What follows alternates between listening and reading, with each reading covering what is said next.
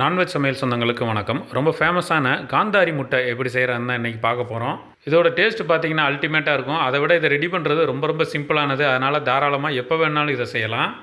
இப்போ இதை ரெடி பண்ணுறதுக்கு ஒரு சின்ன மிக்ஸி ஜார் எடுத்துகிட்டு அதில் ஒரே ஒரு பச்சை மிளகாய் உள்ளே சேர்த்துக்கிறோம். அது கூடவே கொஞ்சம் கருவேப்பிலையை உள்ளே சேர்த்துடலாம். அடுத்ததாக இது கூட ஒரு கைப்பிடி அளவுக்கு மல்லி இலையை நல்லா கழுவி எடுத்து வச்சுருக்குறோம். அதையும் உள்ளே சேர்த்துக்கலாம். இது கூட ஒரு 50 கிராம் அளவுக்கு சின்ன வெங்காயத்தை உரித்து வச்சுருக்குறோம். அந்த வெங்காயத்தை உள்ளே சேர்த்துடலாம். இப்போ இதுக்கு தேவையான உப்பு ஒரு 1/4 டீஸ்பூனுக்கும் குறைவாக சேர்த்துக்குருவோம். இது கூடவே ஒரு 1/4 டீஸ்பூன் அளவுக்கு மஞ்சள் தூளையும் சேர்த்துக்குருவோம். இப்போ இது எல்லாத்தையுமே நல்லா நைஸாக இந்த மாதிரி ஒரு பேஸ்ட்டை அரைச்சி எடுத்துகிட்டு வந்துடுவோம்.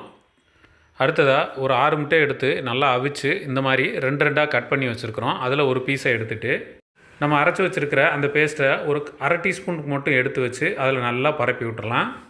இதில் காரம் பச்சை மிளகா காரங்கிறதுனால நீங்கள் முன்ன பின்ன பார்த்து சேர்த்துக்கோங்க. இப்போ இந்தளவுக்கு அந்த பேஸ்ட்டை நல்லா பரப்பி வச்சுட்டு இன்னொரு 1/2 முட்டையை எடுத்து இதில் அப்படியே மூடிடலாம். இதே மாதிரி மீதம் இருக்கிற எல்லா முட்டைகள்லையும் இந்த மாதிரி நடுவில் பேஸ்ட்டை வச்சுட்டு ஒவ்வொரு முட்டையாக மூடி எடுத்து வச்சுக்கலாம். உங்கள் வீட்டில் இருக்கிற குழந்தைங்க முட்டையே சாப்பிட மாட்டேங்கிறாங்க அப்படின்னு நினச்சிங்கன்னா இந்த மாதிரி ஸ்டைலில் ஒரு காந்தாரி முட்டையை ரெடி பண்ணி கொடுங்க. கண்டிப்பாக விரும்பி சாப்பிடுவாங்க. இந்த மாதிரி செஞ்சு கொடுத்து டேஸ்ட் எப்படி இருந்துச்சுங்கிறத மறக்காமல் கமெண்ட்டில் சொல்லுங்கள். அடுத்த வீடியோவில் சந்திக்கலாம். நன்றி.